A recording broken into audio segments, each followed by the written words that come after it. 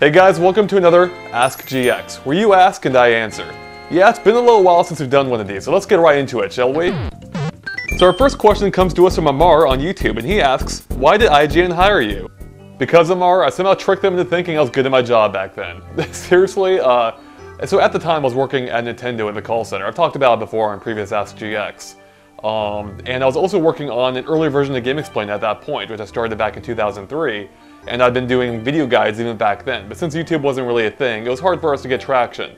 But we did get a lot of videos up onto the website, and based on that, as well as my history of working at Nintendo Joe and writing for another website called Advanced GB, all that just kind of is what led me to getting a job at IGN. And it also helped too that my boss at IGN actually worked at Nintendo as well. I think both in the call center as well as in the testing department. So we kind of had that instant bond right there over, yeah, it's pretty cool working at Nintendo, but it kind of sucks too at the same time, at least in the call center and doing testing.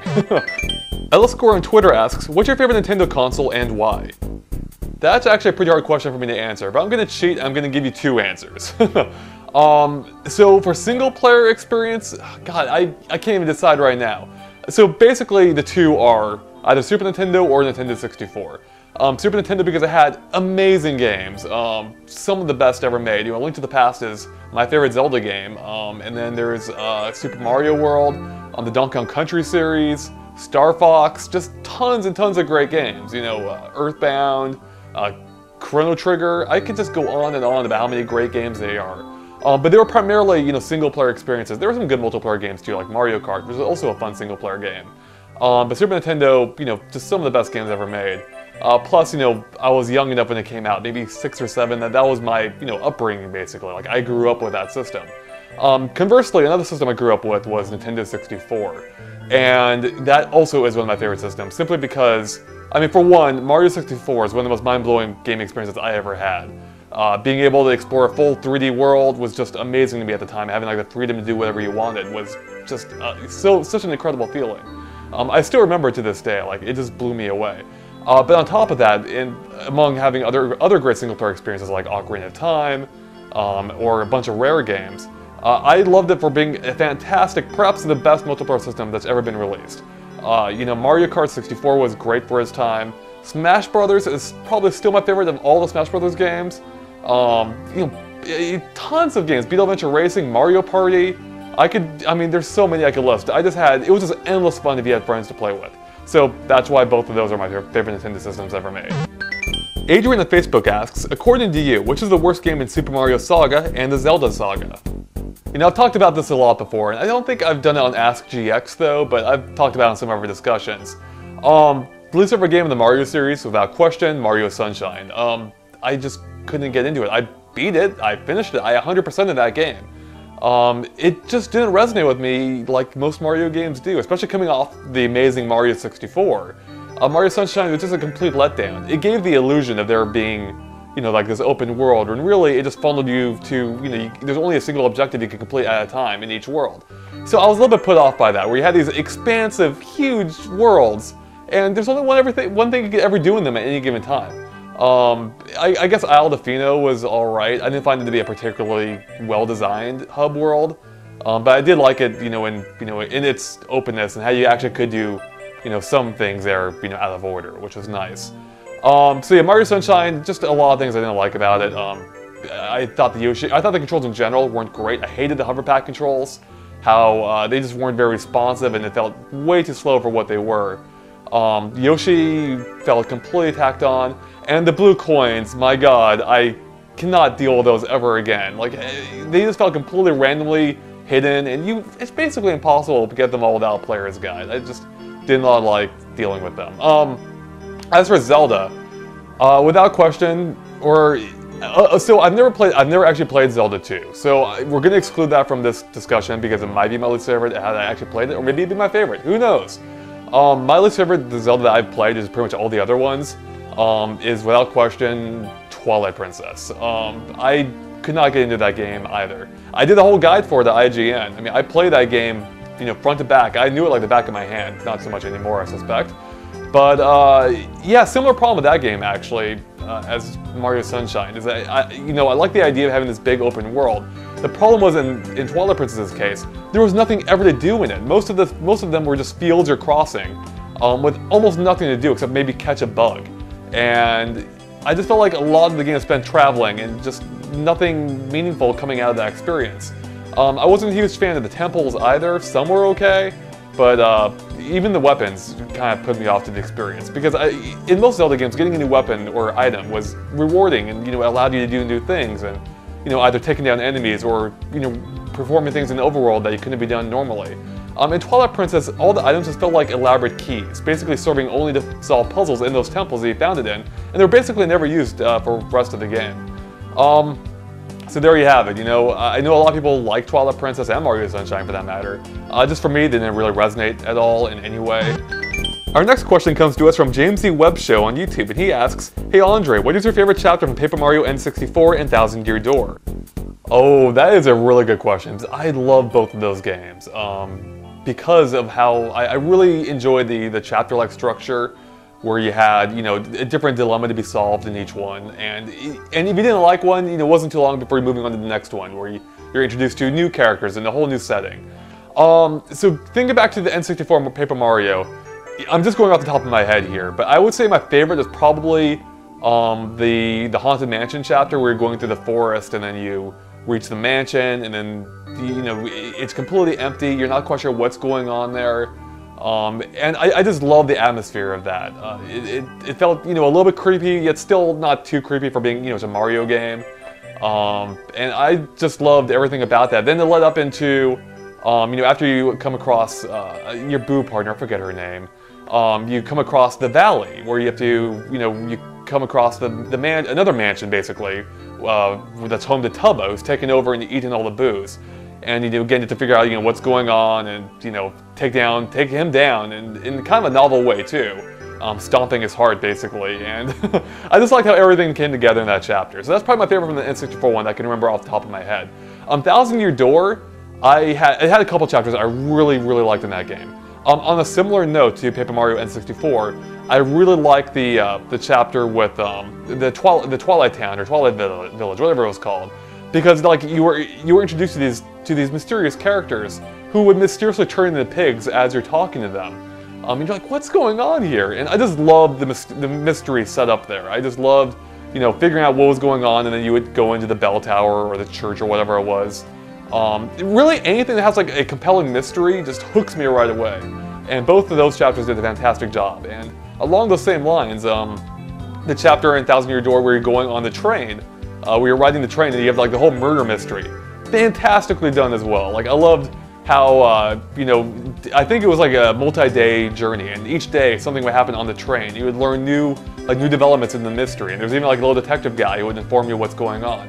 I love it whenever they did something like that, which is why the newer Paper Marios have been such a letdown to me, because you haven't had that compelling storytelling, and you don't have those mysteries set up in the characters. So yeah, those are some of my favorite chapters of the games, and there are others I liked as well, but off the top of my head, those are probably my favorites.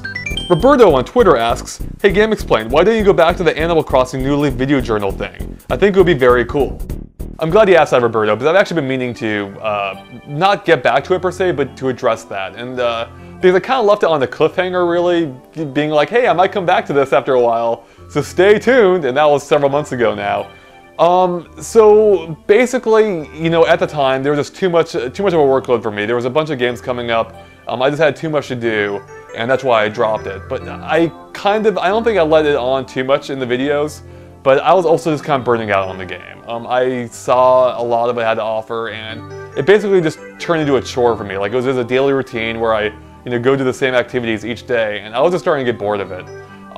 So yeah, I don't think I'm gonna start it back up again. I feel like I got everything I can out of that game. And as I've discovered, like if I'm not personally interested in something, I just don't enjoy making content for it. And as a result, it doesn't turn into good content. So yeah, unfortunately I'm not gonna continue that, I'm pretty sure. And I'm also pretty sure I'm not ever gonna do a part 2 of the review, as I mentioned in the review.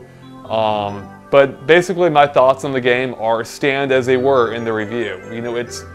I enjoyed the game, for roughly the 2 months I played it.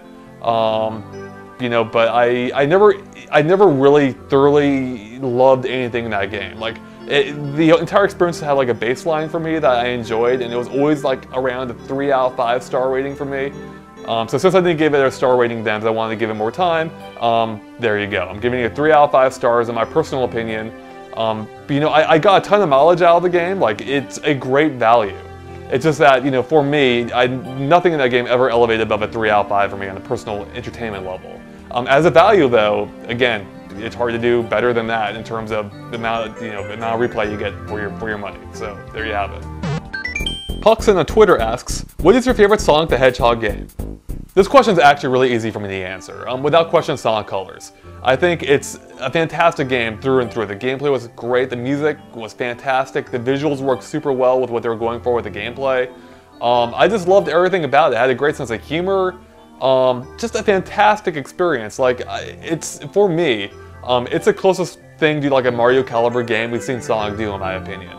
Now, I say that as one who never had a Genesis growing up, so I never got super into the the Sonic Genesis games, Sonic the Hedgehog games on the Genesis. So, I never got invested into them in the same way that Mario hooked me. So, but Sonic Colors, by far my favorite Sonic game. I really would love to see a sequel to that game, a true sequel, unlike Lost World. I haven't really played myself much, but going off of our review from Derek, who's a huge Sonic fan, it sounds like it doesn't quite capture the magic that Sonic Colors did. Noah on Twitter asks, will you be doing any more videos with the Bitblock? I think that's a safe bet. Pretty much anytime there's a new multiplayer game coming up, me and the Bitblock always go at it. Or more specifically, an online multiplayer game. And that's kind of the problem, because Nintendo doesn't make too many of them. And that's really the most disappointing thing. So really, we just need more online Nintendo games, and you'll see more videos from me and the Bitblock going at it. I should be posting one for Mario and Sonic at the Olympic Games. Once the game comes out, once they can post extended footage of it. So stay tuned for that, where, spoiler alert, I destroy Josh in the games mostly. I think he beat me in one of them. But yeah, it's, I would love to do more stuff with him. He's a great guy. Make sure to check out his videos at the Bitblock, by the way. Especially if you like the Animal Crossing journals, which I just referenced in an earlier question, because he's still doing them. So if you liked what I did, go check out his. Hopefully that'll fill in the Andre-shaped hole in your heart from me not doing Animal Crossing. Andrew Dillon24 on YouTube asks, hey GX, when you're playing a game, what order would you place these things in from most important to least important? Story, gameplay, and graphics. So when I'm reviewing a game, I don't even think about it in those terms. I never break it down like that. For me, it always comes down to how the whole experience is, taking everything into inclusion. With that said, those attributes can absolutely affect the final outcome. In fact, they most definitely do. So for me, as a gamer, or as one who loves games for what they are, being games, gameplay is the most important thing for me, generally. I want there to be a strong gameplay foundation on which everything else is based. After that, story, probably. I'm not a huge fan of stories in games in general, but if it's good, it can only enhance the experience. And then after that, graphics, generally a distant third. If the gameplay is good enough, graphics shouldn't even matter. With that said, good graphics can enhance a great experience already. Take Resident Evil 4, for example. The gameplay is fantastic in that game. But when you add the fantastic, visuals to it, it just only enhances what is a great foundation. Again, though, with that said, I just want to make it clear that we only ever look at it, as a whole. We don't break it down. That's why we don't have genre breakdowns or break it down by bullet points. We always just review it as a whole, and we may mention things specifically about those attributes, which can affect the final experience. But we're never going to dock a game because we had a ton of fun with it, but the graphics aren't great, or the story could have been better. If the game as a whole still plays great in spite of those elements, it won't affect the final outcome. But again, it often can as well. It just always comes down for us, how it plays in general. Active Gamer Life on Twitter asks, what are your thoughts on Nintendo not adding voice chat to any of their online games, such as Wii Sports Club, Mario Kart 8, and Smash Brothers? Well, first of all, we all know for sure that Mario Kart and Smash Brothers won't have voice chat, but with Nintendo's history, it's probably a safe assumption. It's disappointing. There's no other way around it. Having an option is always better than not having the option. And in this case, I would definitely like to have voice chat, especially because it would enhance, our videos with like at the Bitblock, or even just playing with my friends from across the country. I would love to be able to talk with them during the game, and you still can if you like use Skype or something during it. It's just not as convenient as it should be. Even if they just enable it for friends, that's a step in the right direction as opposed to not enabling it for anyone. With that said, I still enjoy games online, even in spite of the lack of voice chat. And going off of some of the games I play on Xbox is not always a huge loss, especially if you're playing with a bunch of strangers. But I do understand Nintendo's concerns. With that said, as a consumer, like I don't care about those concerns. Like the voice chat should be there on some level, and it's a bummer that it's not, especially in games like Wii Sports, where you are probably going to be casually playing with people and it's just really lame when you can't communicate them with really at all, except with D-pad presses, with pre-registered messages. So it's something I hope Nintendo overcomes at some point. They've already come a long ways and getting rid of friend codes for the most part. So I'm hoping they continue that trend and will actually allow online voice chat in more of their games. Finally, Mask Mario 10 on YouTube asks, what is your Miiverse ID? I want to follow you, not in the creepy way. Well, Mask Mario, it wasn't creepy until you mentioned the whole creepy thing. Plus you're wearing a mask, dude, so it's a little bit creepy. So you can follow us on Miiverse at GameXplain, spelled just like my YouTube address and website, so GAMEXPLAIN. We post, some random things there every now and then, and including some pretty hilarious Wind Waker selfies, I'm pretty sure. At least I'm a fan of them. I don't care if you like them or not. And with that, we're done covering all the questions you asked this time. Well, not all of them, a small fraction of them, but the best ones that you asked. And if you'd like to send in any more questions for our future Ask GX episodes, send them in to either our Facebook and Twitter pages at GameXplain, or to my personal one at Andre Seegers on Twitter, or post them in the comments below. We'll take a look at the best ones and answer them in a future episode. Alright guys, thanks for joining us here on another Ask GX, and make sure to follow us on GameXplain for more, Ask GX episodes and tons of other things gaming too, including our upcoming Super Mario 3D World coverage and, a Link Between Worlds. So it's going to be a busy time, so stay tuned. Alright guys, thanks for watching. Bye.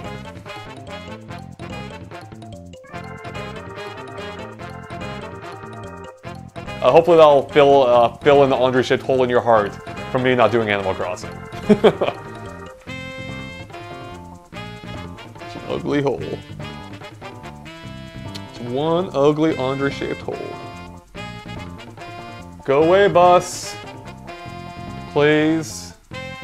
I really need to do this, and you're just making a bunch of noise. I can still hear you. Will you just pull away from the curb, please? Go. Go away. Bus, please? It's not listening.